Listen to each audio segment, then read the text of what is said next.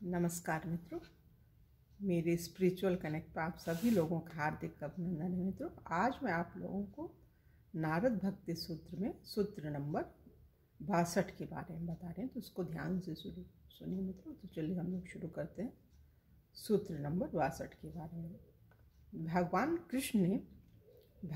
कृष्ण ने समाज पर भार स्वरूप रहने वाले ढोंगी सन्यासियों की निंदा की है।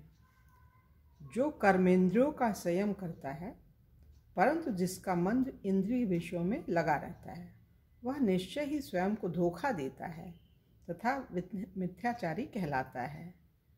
श्रील प्रभुपाद कहते हैं कि अपनी वर्णाश्रम उपाधि में रहकर कर्म योग में कार्य करना श्रेयस्कर है। एक गृहस्थ भी कृष्ण भावनामृत में नियमित सेवा द्वारा इस गंतव्य तक पहुंच सकता है। आत्मज्ञान हेतु व्यक्ति शास्त्रों द्वारा निर्धारित नियंत्रित जीवन यापन कर सकता है तथा अनासक्त होकर अपना व्यवसाय जारी रख सकता है एवं उस प्रकार उन्नति कर सकता है। इस विधि का पालन करने वाला गंभीर व्यक्ति उस मिथ्याचारी से कहीं अधिक श्रेयस्कर स्थिति में है जो अबोध लोगों को धोखा देने हेतु आडंबरी अध्यात्म को स्वीकार करता है। रास्ते का निष्ठावान भंगी उस छलिया ध्यानी से कहीं अधिक श्रेयस्कर है जो मात्र जीविका के लिए ध्यान करता हो। तो ये तो स्वयं समझने की चीज़ है मित्रों, परंतु इसका अर्थ यह नहीं कि साधारण कर्म स्वयं मानव जीवन की पूर्णता है। कर्मी द्वारा कार्य ही पूजा है। कर्मी द्वारा कार्य ही पूजा है। कृष्ण भावनामृत में कर्म के समान नहीं, किंतु व्यक्ति को दोनों करने चाहिए। अपनी जीविका कमाने का कर्म एवं साथ साथ विष्णु या कृष्ण की संतुष्टि हेतु कर्म, मतलब भक्ति और कर्म साथ साथ करिए। धोखा में न स्वयं को धोखे में न रखिए, न किसी और को रखिए। श्रील प्रभुपाद लिखते हैं, इस भौतिक जगत में किया गया कोई अन्य कर्म बंधन कारक होगा, क्योंकि पुण्य और पाप दोनों कर्मों के अपने अपने फल होते हैं तथा कोई भी फल कर्ता को बांधता ही है। अपने और अपने परिवार का भरण पोषण करने के साथ साथ कृष्ण के लिए कर्म करना एक महान कला है और इस नाते उसे भगवान के भक्त के मार्गदर्शन की आवश्यकता होती है। यदि परिवार और समाज के प्रति कर्तव्य व्यक्ति के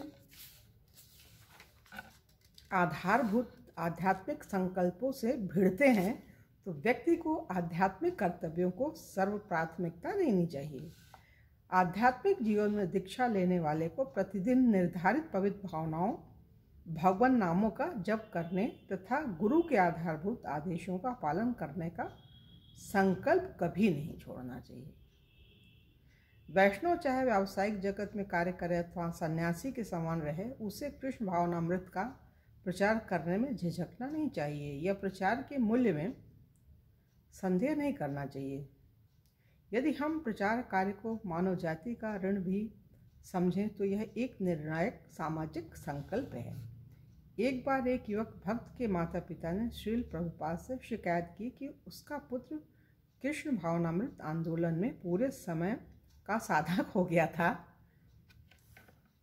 उन्होंने कहा कि वे उसे डांट कर डॉक्टर बनाना चाहते थे। प्रभुपाद ने उत्तर दिया कि वे युवक को स्वयं निर्णय लेने दें, और वैसे भी संसार में कई डॉक्टर हैं किंतु गंभीर भक्त कुछ ही थे।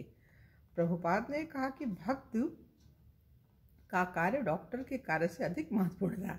प्रभुपाद बोलते हैं कि भक्त का कार्य ज़्यादा महत्वपूर्ण है। डॉक्टर कुछ 100 लोगों का स्वास्थ्य ठीक कर सकता है, परंतु वह भी अस्थायी है। औषधि चिकित्सा रोगी को उसके कर्म से मुक्त नहीं करती। कर्म उसे पुनर्जन्म लेने तथा एक अन्य भौतिक शरीर में दुख पाने को बाध्य करता है, किंतु कृष्ण भावनामृत का सफलतापूर्वक वितरण करने वाला भक्त जन्म और मृत्यु से मुक्ति में लोगों की सहायता कर सकता है। इसलिए उसका कार्य संसार में सबसे महत्वपूर्ण है। भक्त के कार्य को बोल रहे हैं।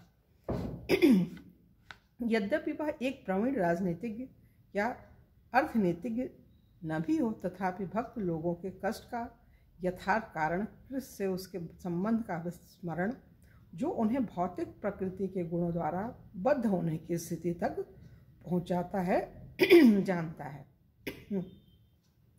यह जानकर कि भौतिक बद्धता से छूटने तक भगवान से अपने संबंध की पुनर्स्थापना का एकमात्र उपाय भक्ति योग है। भक्त कृष्ण भावनामृत के ज्ञान का वितरण करने का प्रयास करता है। श्री प्रभुपाद लिखते हैं, चूंकि भक्त कृष्ण भावना भावित होने की महत्ता को प्रसारित करने का प्रयास करता है, अतः वह संसार का सर्वोत्तम लोकोपकारक है। मतलब सबसे ज़्यादा भला वही करता है एक भक्त। प्रचारक संसार से युक्त रहता है, तथापि सांसारिक चिंताओं से परे होता है। यद्यपि कुछ योगी समाज को त्याग कर अपने निजी मोक्ष का अनुशीलन करते हैं, तथापि प्रहलाद महाराज, चैतन्य महाप्रभु और श्री प्रभुपाद का अनुगमनकारी भक्ति योगी संसार के लोगों के साथ करुणामय संबंध रखता है। जैसा कि चैतन्य महाप्रभु ने अपने अनुयायियों से कहा था, इस कृष्ण भावनामृत आंदोलन का वितरण सारे संसार में करो, लोगों को ये फल खाने दो तथा बुढ़ापा व मृत्यु से अंततः मुक्त होने दो। अतः समर्पित भक्त अपनी सांसारिक स्थिति के बारे में चिंता नहीं करता और न ही वह भौतिक कल्याण कार्यों में सहयोग देता है, किंतु भगवान चैतन्य महाप्रभु एवं उनसे प्रारंभ हुई शिष्य परंपरा में आ रहे गुरुओं को संतुष्ट करने हेतु वह कृष्ण भावनामृत फैलाने द्वारा सारे जीवों के प्रति उदारतापूर्वक कार्यरत रहता है। तो मित्र, यहाँ पे ये 62वां सूत्र पूरा होता है और कल के वीडियो में आप लोगों से पुनः चर्चा करेंगे 63 नंबर के सूत्र के बारे में। तब तक के लिए जय हिंद, जय भारत। ओम शांति, ओम शांति, ओम शांति।